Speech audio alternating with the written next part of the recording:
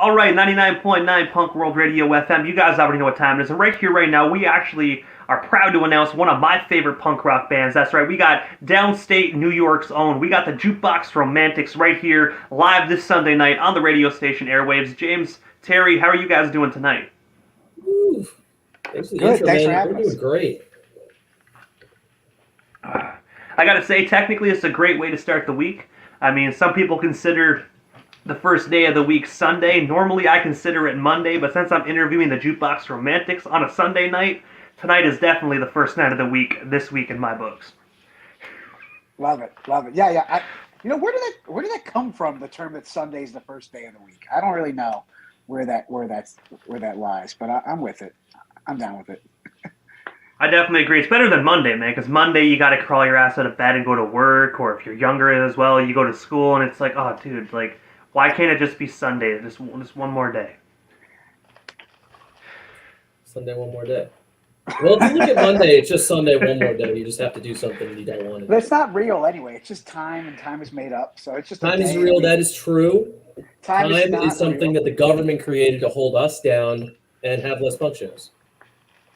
It's just true. I agree. But I know you guys are very busy individuals, and of course it's Sunday, so I don't want to take you away from the last couple hours of the weekend that is still available to all of us. But I have to ask, what is the story actually behind the Jukebox Romantics, man? Because you guys are such an amazing band. You guys have been together for so many years. What is the origin story behind you guys? Like, how did you guys first meet and come together as one? Sure. So like summertime or spring of 2008, I was in college and Seth, the original guitar player of the Jukebox Romantics, hit me up and was like, "Hey, we're looking to start a new band." And pretty much, Jukebox Romantics, when we first started, it was like a combination of two local bands, the Zombie Pit Crew and my band, Future Society. And pretty much, the Zombie Pit Crew's singer was like pursuing an acting career, but they still wanted to play music and they wanted to like tour and do more like real musician stuff and not just play like locally sort of things. And they knew that that's what I wanted to do. And I was kind of just doing college projects going nowhere. So we started that summer in a barn and we tried out a couple singers because I didn't want to sing at first. I just wanted to play guitar. And yeah, like we tried out one singer that was a friend. It was terrible. And then we tried out this guy, Chris, who was a college buddy of mine. And it fit pretty good. We played a couple Bouncing Souls and Alkaline Trio covers and Rancid covers. And we wrote an original song like on that first or second practice, like 3 months later in August. And we made like a bunch of goals. And it was pretty much like goals from day one. So we started off with a bunch of goals of like writing records, touring a lot, a goal to get to Europe and a goal to play Warped Tour. And so those were like the initial goals in 2008. And yeah, that's like how it started, you know. And I do know you guys did all of that as well, so those goals were definitely achieved very early on within your guys' careers. Yeah, which sucks because like by 2010 I was like, "Fuck." Now what do we do? I thought I aimed pretty high, so then we made new goals, and they were like to get on like a bigger tour and to play more festivals and travel more and try to hit every state. And we were at 48 states, so in the U.S. and so I think 8 or 9 countries and. Yeah, just making goals. It's cool. It's cool to like keep the band going, and the band has been. I feel like there's like 4 versions of the band. There's like 2008 to 2012, and then 2013 to 2000 like 20 ish, and then like now 2020 to 2024. Or I guess that's 3 versions, but it's cool because they all have brought something different. And James joined the band in 2020, or the end of 2020, and. It's just been fun. It's like fun and keeps things fresh. And it's always been like about having fun and friends and writing fun music and making fun music and making memories and experiences. And yeah, that's kind of like what the Jukebox Romantics is about. You know, we like fun punk rock music. We like political stuff, but we don't like to be preachy and we don't like to, bring anybody down, even though a lot of our songs are pretty depressing. They're masked in like, major scales that sound like they're happy songs. But yeah, like, I feel like the main goal of our band is to like forget about the world's problems for like 30 minutes of a set and just kind of have fun, but still like grounded in reality, not just like everything is great, yay, but not like, woe is me. So that's kind of like the ethos of the band since the beginning. And also as well, during the first variation of the Jukebox Romantics, October 3rd of 2009, you guys actually released your self-titled debut 15-track album on Altercation Records. Looking back, I was wondering if you can actually tell us the story behind this amazing album, and of course, is it actually still out there to be streamed or purchased today? Yeah, so that record's definitely out there. It's on everywhere, Spotify, Apple, and all that stuff. And one of the songs on there was like our first song to kind of take off, Famous Last Line. It was like a drinking song. And it was on a bunch of comps. And the way that record happened was we recorded it in a studio in Mayapack, New York.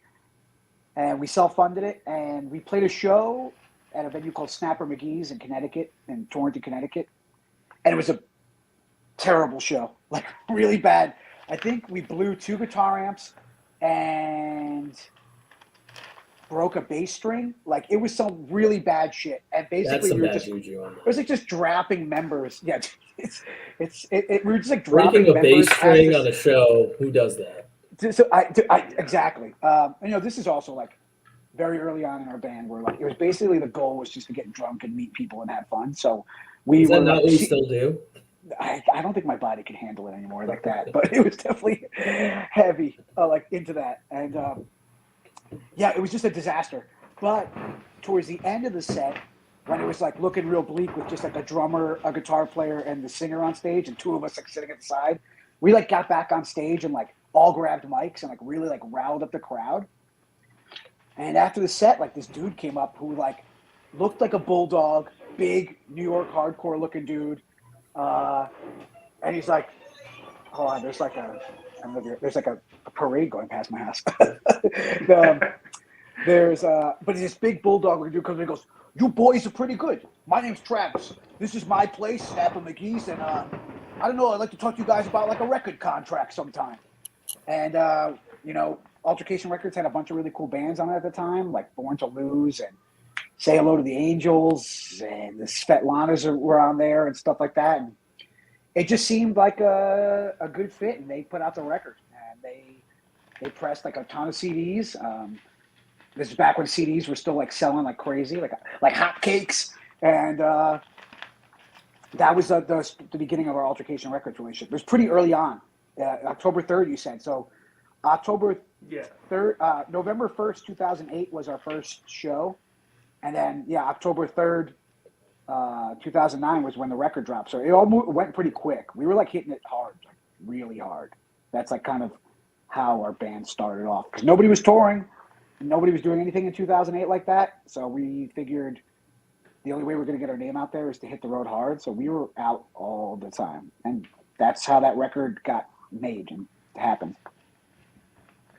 And when you mentioned a few moments ago about getting the opportunity to play and perform at the infamous Vans Warped Tour, I was wondering if we can actually dig into that for a few moments, man, because I think so many bands, just like you guys, dreamed of being able to perform at the legendary Warped Tour. Now bands wish they would ever have a chance, but unfortunately it's never going to come because the festival is now a part of history and a frequent of just our imaginations. But what was it like for you guys performing at the infamous Vans Warped Tour? And of course, what is one of your most fondest memories of just sharing that stage, man? Because I'm not gonna lie, I'm not even in a punk rock band that I've dreamed about being on a Vans Warped Tour stage. I go back and forth on this a lot. I actually just watched like a YouTube documentary on the Vans Warped Tour the other day, talking about like how important it was to the scene, and I really think it's true of how that tour like really brought all the different sides of the punk rock alternative music scene together. And now everybody's kind of just like floating around doing their own thing and having their niche festivals, stuff like the Fest or Boozer Fest or No Values or Punk Rock Bowling, and then these like Slam Dunk or Four Chord Fest. I feel like Warped Tour kind of brought all the genres together for a whole summer, everywhere. And I think that was important to our scene. But at the time, it was a fucking accident that we got on Warped Tour. It was, something we always wanted to do, and it was one of our goals, because when we were kids in the early 2000s, like Warped Tour was awesome. It was like the best thing to do. And we always dreamed of playing it. And so a band on Altercation Records, I forgot what they were called, but basically they got offered Warped Tour with another Altercation Records band, and then they couldn't do it. And so Altercation Records was like, we have a spot, and they don't want to do it. Like, you have to give me an answer tomorrow if you want to do it. And so it was like a quick, like, we're going to do it. So that was how it happened. And so the story getting on it was kind of just like, you know, being prepared for the luck that came to us, which I think is just like life and the music business in general. So we were ready to go, and we did that. And it was terrible, the tour, and awesome at the same time. I think we're 13 years removed or 12 years removed from the last time we played Warped Tour in 2012. And I look back at it with like rose-colored glasses for sure. It was definitely like a great thing. But there was a lot of shitty things on it too. The first year that we played it, it was cool. I got to stand side stage and watch like Alkaline Trio and Face to Face and Andrew WK and all these bands play, and Blink-182 played one of the days. Like, it was fucking nuts. And then, like, there'd be like weird shit then. There'd be like, we'd have our merch set up, and then there'd be like the Marines next to us. And there'd be people like being, told to like do a bunch of chin-ups, and we'll give you some free Marine swag, and here, sign your name on this thing if you want more information about how to join the Marines.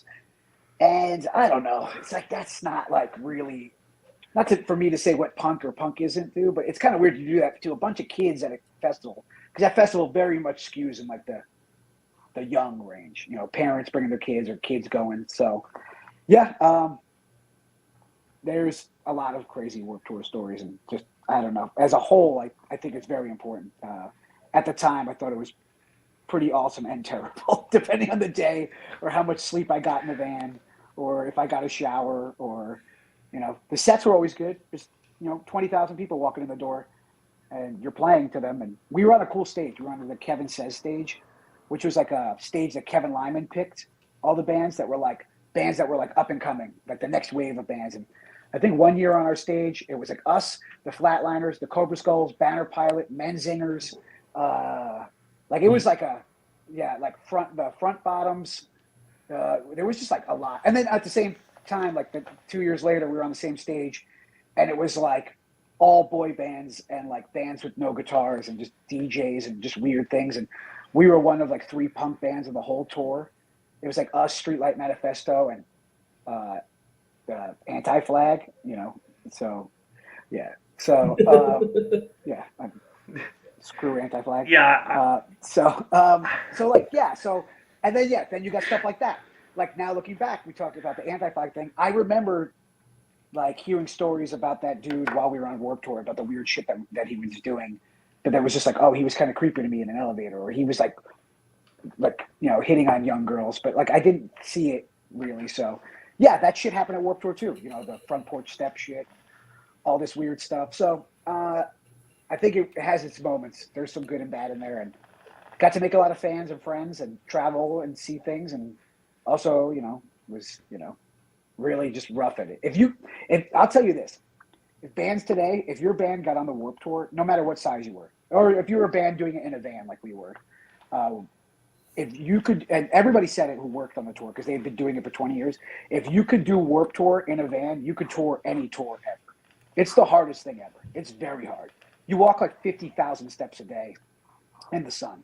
And it's just a long day. It's like 6 a.m. to like, 8 p.m. You drive all night and you do it again the next day. So I give it up for everybody who worked on my tour and all the bands that played it, because it's not easy. But yeah, there's surface level Warped Tour stories without going deep into my locked away therapy brain. Hey, it definitely sounds like it's a tiring but also rewarding at the same time. But it sounds rewarding depending on the day. I mean, you getting put beside the Marines, that's pretty rough, man. Like, I don't know, that's not really punk rock to me, man. That's not punk rock. That's like, hey, man, want some free stuff? Come join the Marines. Like, I don't know, man.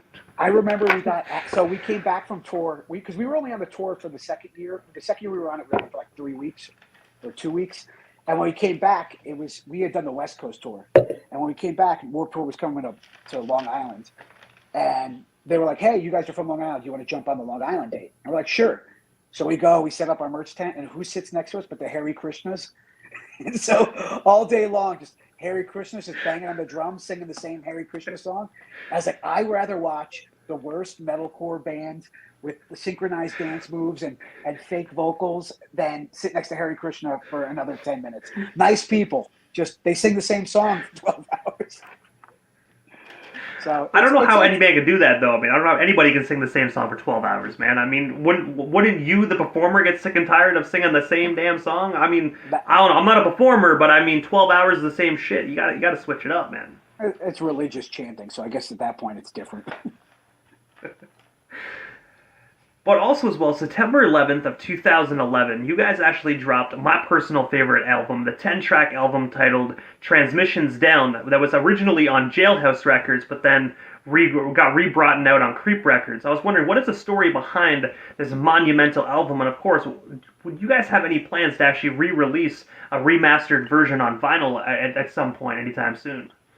Yeah, so that record came out 2013. I don't know where the date was. It's probably wrong somewhere online, but it was 2013. That one we recorded with Pete from the Bouncing Souls, which was super cool because the Bouncing Souls is like one of our favorite bands. And we went down to Asbury Park with a bunch of our friends and made that record in like 2 weeks. It was a great time, great experience, working with a hero and like legend, just picking his brain and just like, Pete's a dude and we're a bunch of dudes. So that East Coast vibe of just duding out and playing music was just like, I felt like we were just in the Bouncing Souls practice space, like writing songs. It was great. We sat on that record for a while. We were going through a transition with the band where our bass player couldn't tour anymore, Mike, and the guitar player was about to start a family. And so we kind of hit this crossroads where I was like, I don't really want to release this record if we're not going to tour on it. Because we're a touring band. We do 150 to 200 days a year at that point in Jukebox history. And we sat on it for a while. And then when we came to the decision to Mike was like, it's better off that I'm not holding you guys back. And Seth was having a kid. That's when Bobby joined the band. And so we released that record. And actually it came out, I want to say, 2015, not 2013 even. So 2015 that came out. Or maybe it was 2013. I don't know. I think we recorded it in 2013, but it doesn't matter. We sat on it for a while and it came out on Jailhouse, and Dave Jailhouse was a saint who did it. And unfortunately he passed away. He had like a lot of demons and they released it. A bunch of them were held hostage from Interpunk, which is the worst thing ever. So don't shop at interpunk.com anymore. You'll never get anything you order, and if you do, it might be months from now. But they were holding it hostage, and Creep Records, Eric from Creep and the band Goddammit, they re-released it on CD. But the vinyl actually still exists. We have some copies. You can purchase it from jukeboxromantics.com or on our Bandcamp. I think though the only ones that are left in the wild are the ones that we have. So don't order it off of any website that's not Jukebox Romantics related, because it might not be real. So I don't think we'll remaster it, but I love those songs. We don't play enough of them, and they were a great time. We still play some of them, but yeah, it was a fun time. Making that album was just the best part of it. And my favorite song is actually Art of Wrestling with Life, man. Literally my favorite song off that record. I'm a huge wrestling fan, but that song, man, is honestly one of my favorites that you guys actually put out. Yeah, I'm a big wrestling nerd. Actually, I'm somewhat forcing James into wrestling. I wouldn't say forcing. I think I'm coming willingly. It's just, a matter of time. Yeah, I think you got to start them off with the old school days, like Stone Cold, The Rock. You know what I mean? The Attitude Era. Then, because I mean, if you show him the new era stuff, I mean, he might. It's like the New York Yankees. You know what I mean? Some people love them. I love the New York Yankees, but some people don't like them, right? But if you throw them into the Attitude Era, the Attitude Era has a little bit. The Attitude Era has a little bit for everyone. Well, I was, when I was younger, into wrestling because one of my best friends when I was in elementary school, his dad was an artist for the WWE, but they were the F back then still. And I didn't know that. I guess it never came up, but like, he had a whole like studio in the basement with all the drawing stuff. We would go like stencil on the expensive like stencil thing. And I could always get like a poster of like Stone Cold or something, and I thought that was really cool. My mom wasn't really into me watching wrestling back then, but I would get to see it like at friend's house, like in that like really adjacent. You see, like, for 30 minutes at a time at a friend's house. You don't know what's going on in the storylines, but you're like, that dude just threw that dude into a table off of the ring. This is awesome. And then he moved away, so I like lost that connection, and then didn't really get back into it until the first time I played Fest with the Jukebox Romantics back in 2022 or 2021. And on Sunday, Terry was like, "We're going to Fest Wrestling. Whatever you're doing, we're going to Fest Wrestling." Showed up, tired, been seeing bands and dancing and drinking and all that, and then I'm there, hungover, watching wrestling. Within the first match, I was hooked. I was like, "Oh, this is so rad." Yeah, I feel like anybody can get into wrestling because if you like any sort of like entertainment and anything or sports and theater, there's always like some flavor of sport and theater for everybody. And so I feel like you just have to find what people are into and be like, "Hey, do you like hardcore shit? Like, here's some deathmatch wrestling." Like one day, me and James went to some fucking deathmatch wrestling, no ring deathmatch wrestling with like a band that was supposed to play in Brooklyn somewhere, and it was ridiculous. That night was amazing. And then there's like times where it's like, there's like, a bunch of guys dressed up like in like kaiju outfits, and they're like, it's barely wrestling. It's more just like silly. So I don't know. And I can see why, based off of James's age, when the Attitude Era was going on, why his mom or parents would not want him to watch wrestling, because it was definitely like not cool for like little kids. Like it definitely wasn't. Now it's definitely, even though it's pretty violent now and stuff, like it's definitely not like as raunchy on like, on a sexual level than it was like back then. Yeah, it's got to be a part. Man, I was in my preteens when the Attitude Era was actually full on, and even then my parents wouldn't let me watch it, but they got to sleep sometime. That's all I got to say. They all got to go to sleep at some point. Right. All I got to say, Shotgun Saturday Night, late nights, that when they went to sleep, Shotgun Saturday Night was my thing. Late night for me was ECW. I wasn't a big ECW guy, but it was on in the area that we lived in. And obviously, as I got older, I got into ECW, but it would come on at like midnight or like 10 o'clock at night. And so be like in my room with this like a tiny little TV and be like, "What is going on? Like, this is crazy." I'm actually rocking an ECW shirt right now, man. Ooh, literally. Nice. Yeah. Nice. Yeah. We just played in Philly a couple months back, and there's this awesome vintage wrestling store in Philly, and it's all like ECW related. I mean, it's got everything there, but it's very Philly ECW, which is cool. ECW. ECW is the punk rock of wrestling for sure. Back then.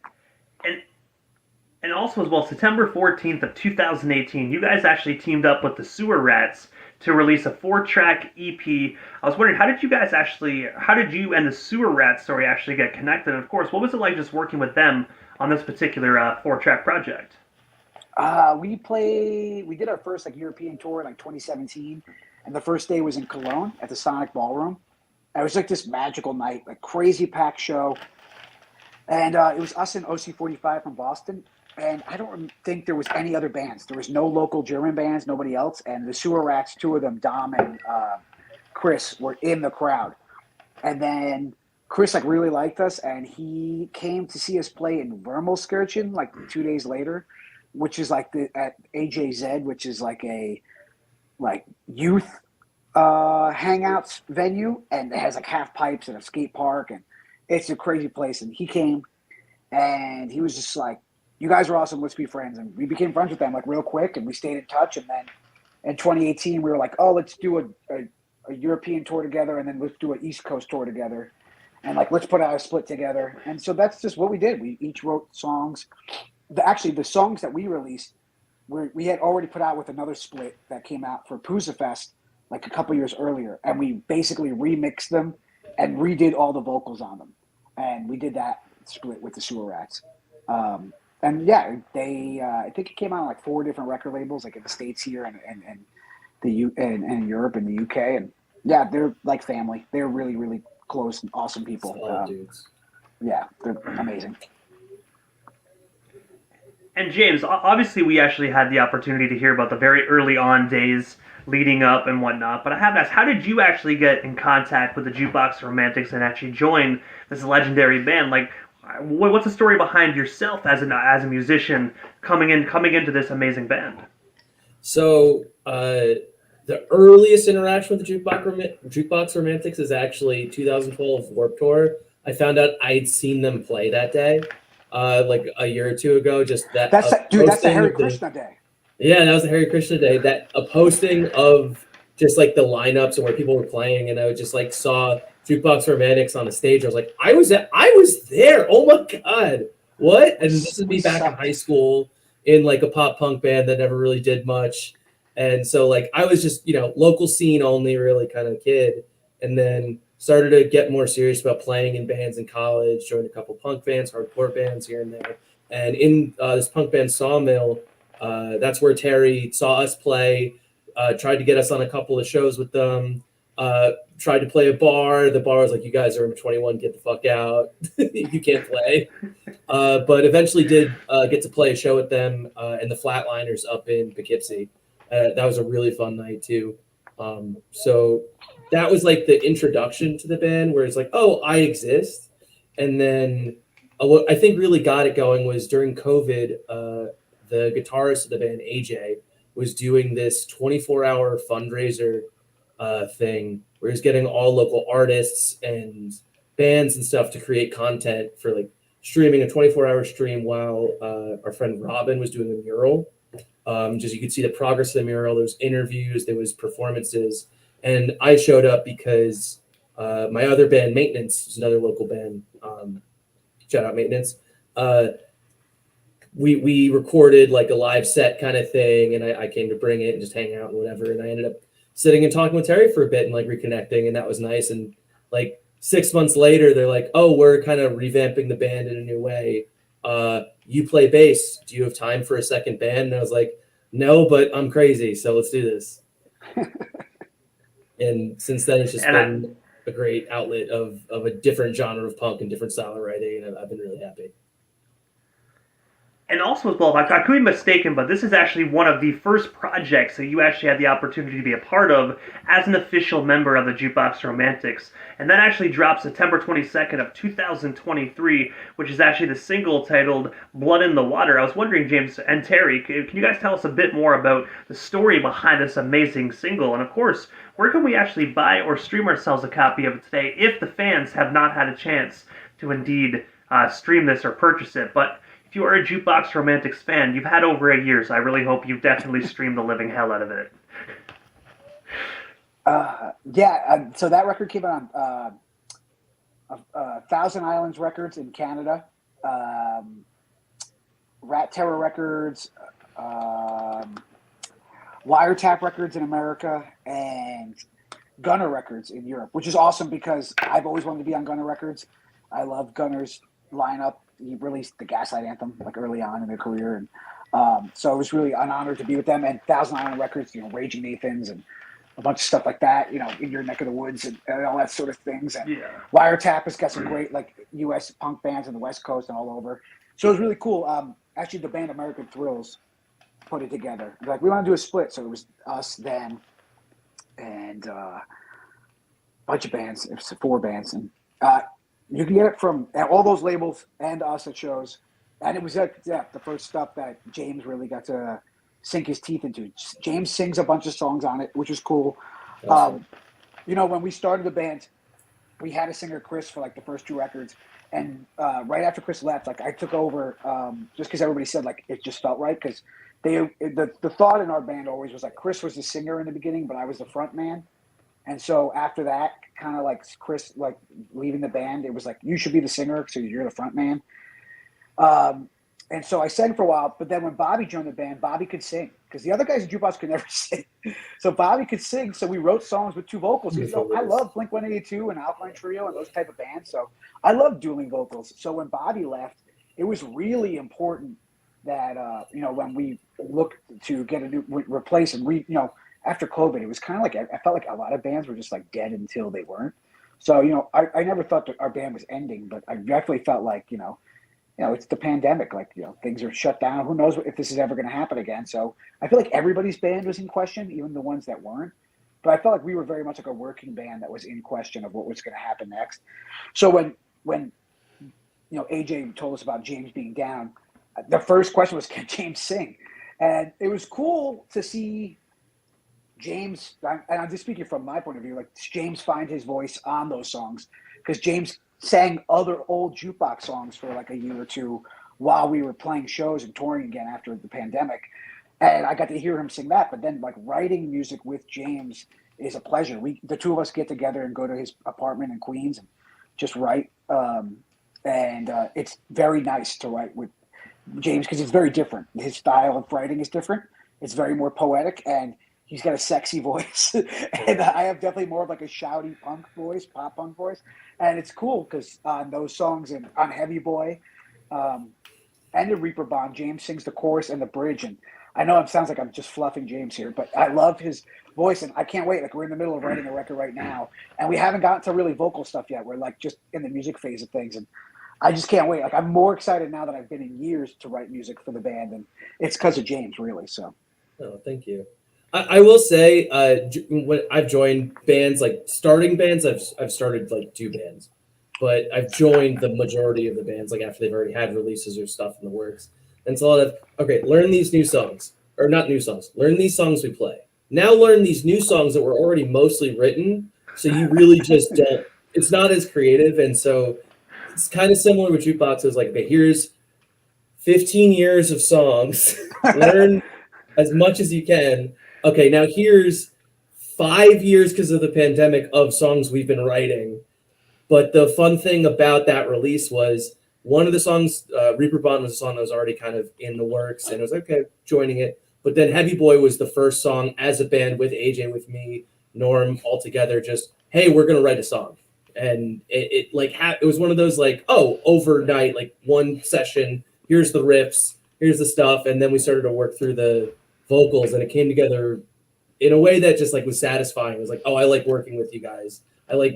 Here's my idea. Okay, you didn't say that was a bad idea. You were like, we can make that better this way. And it's like, that's kind of part of the creative process, is like not being super mean, but being honest. And I think Terry was very nice the way he was saying it. I was like, oh, I love working with James, but it's like, we communicate well, and that gets us towards. Yeah, I mean, that's been our band from the beginning. Like, we never, ever were a band where like one person writes all the songs, even though like I may be the last original guy and Norm's been in the band for like over 10 years.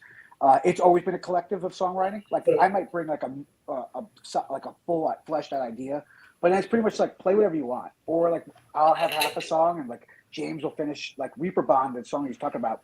It was done, but it wasn't done. There was no bridge, and James wrote the whole bridge with AJ. So AJ wrote the riff. That riff goes hard. Yeah. So like it was like one of those things where like we have always been a collective, because that's how I like songwriting. Because if it's not a collective, like I fully believe more heads are better than one. And don't get me wrong, somebody could write a song and it could be perfect, but there's always room to like make things better. And so we work really well together, and I love working with James. I love James being in the band. We're a very positive band, and James brings the positivity and fun. So it's cool. And also as well, next weekend, so actually this coming weekend technically, you guys will actually be in Montreal, Quebec for Pouzza Fest. I was wondering if you can actually just tell us a bit more about your up-and-coming appearance in Montreal, Quebec, and of course, where can we actually snag ourselves some last-minute tickets if they are indeed still available? Because I looked at the individuals that are going to be there and the bands, and I'm telling you, the list is absolutely punk rock superior, man. Like, this is like one freaking rad list of bands. Like, you guys were on the same night as Diesel Boy as well, which is another fellow legendary punk rock band. Yeah, I think you can just get them at Pouzza.com or PouzzaFest.com, or just Google Pouzza Fest, or on their Instagram. There's tickets available for the festival itself, which is Friday, Saturday, Sunday, May 17th through 19th. But you can buy individual days or individual shows. Like, our show is at the Theater of St. Catharines on Saturday the 18th. We're headlining that night. We're actually the last band of the whole night on Saturday. Awesome and terrifying place to be and position. We've been there before at Pouzza at that time slot in like 2015. And so almost like 10 years later, we're back playing it. And it's super cool. Theater of St. Catharines. We play at 12:50 a.m. So Sunday early morning, but it's late Saturday night. And we get put into these positions because I think people think we're a party fun band. So I feel there's a pressure of like, we're not a technical punk band. We have technical parts, but we're pop punk band. We sing along songs and having fun. And I feel like, like most punk rock is like an energy and a vibe and a feeling. And seeing a punk band live is so different than listening to it on a record. And so for certain genres, I'll listen to a record like, oh, this is pretty good. For punk rock bands, even if I think it's pretty good or not good, I need to see them live before it's good. I remember getting into Against Me, and Against Me's first record sounded like shit. But then I saw Against Me play in a basement with like a bucket and a guitar, and they were amazing. And same thing with Bouncing Souls, another band that's like really good on the record, but live, the Bouncing Souls suck sometimes. But they're super fun and they're super endearing, and like the show has a good vibe. So I feel like we bring that sort of fun, like frenetic, like I don't know what's gonna happen, energy, and like very just like regular down to earth people. Like we put on a show, but we're not at the fucking circus. And so it's like, I don't know, we put out this like late night party drinking vibe, and whether you drink or not, it's a good time. And so that's where we'll be next weekend. We're going to do the Psycho thing and drive straight up on Saturday, party, play that night, and come back the next day because it's like Very 6 early hours. the next day. Yeah. It's like 6 hours from where we live. I mean, it's definitely doable. I mean, they go up there, party hard, get hammered, enjoy your night in Quebec, and then just drive back home the next day sober, probably with a little bit of regret, but that's all right. That's what happens when you party, especially in Montreal, Quebec. It's a party city. So I will tell you, James and Terry, you guys are going to have some regret the next day, but that's okay. When you get back to New York, pound a couple more shots to cure that hangover, and you boys will be all right. Yeah. The only regret will be that we didn't stay longer. Yeah. That's always a regret, man. I got drunk multiple times in Montreal. My most recent drunken tirade was actually going to an AEW collision. I got like hella hammered. Didn't get back home till like 4 a.m. Driving back through Ontario. Yeah. It was. I feel bad for my wife actually having to deal with my drunk ass in the passenger seat, but she married it, so it is what it is. How far do you live from Montreal? I live about 2.5 hours. Really depends on traffic. Sometimes about 2.5, 2 hours and 45. Huh. Okay. Yes, I'm in Prescott, Ontario. So I'm pretty much I'm closer to. I'm actually in between Kingston and Ottawa. Okay. Yeah. I've played over there. Yeah, so I'm smack dab right in the middle, like right on the 401 section. You drive the 401, I'm smack dab right there. Cool.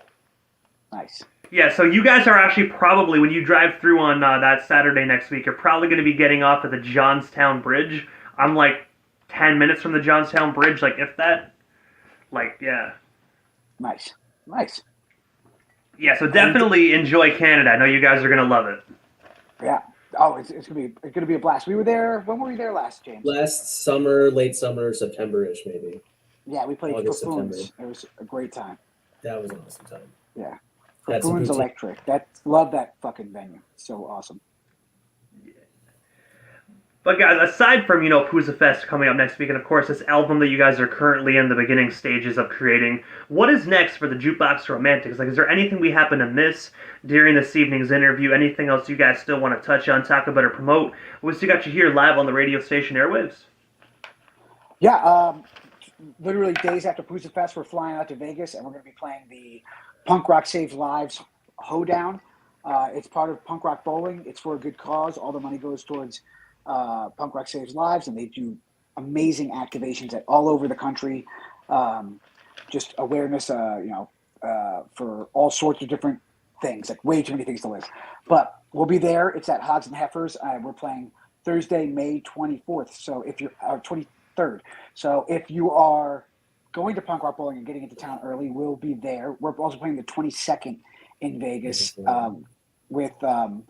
at the Rebel Rhythm Collective at the Stakeout. So we're going to be in Vegas for 2 days, the 22nd and 23rd. So if you're in town or in that area, come hang out with your boys, the Jukebox Romantics. And then I'm having a baby. I mean, not me personally, but my wife is having a baby. So our second kid is coming in mid-June. So right after all this. So for like a couple weeks to a month, I probably won't be doing much. I'll just be kind of doing the baby thing. And I'm going to say doing the baby daddy thing, but doing the daddy thing. Yeah, we're like, and then like pretty much like, unless we get offered some cool shit, like we're pretty much just going to be finishing writing and hopefully recording by the fall. And then 2025, the only thing that's in the works right now is potential South Korea and Japan tour, which has been like a Jukebox 2.0 goal since like probably like 2013. So if that one happens, that'd be pretty rad. But other than that, it's literally just finishing this record. It's tough, you know, adult life and being like a working band and also having other jobs. Like each of us have like multiple jobs, and I almost said multiple families, but multiple jobs and multiple things going on in our lives. So, and multiple bands and projects that we're all pretty passionate about. So we make it work. Jukebox is 16 years old this year, and I don't plan on ever ending this band. So it's cool. It's been a fun ride, and this is a cool kind of year. This is like we're doing some cool things, and then we're writing a record. We haven't written a record in a long time, so it at least in like almost like 5 or 6 years. So, you know, pretty cool. So that's what's coming up. Pooza and Punk Rock Bowling. And I gotta say, first and foremost, Terry, definitely congratulations on the new bundle of joy, man. I would hope it's happy and healthy, so definitely congratulations on that.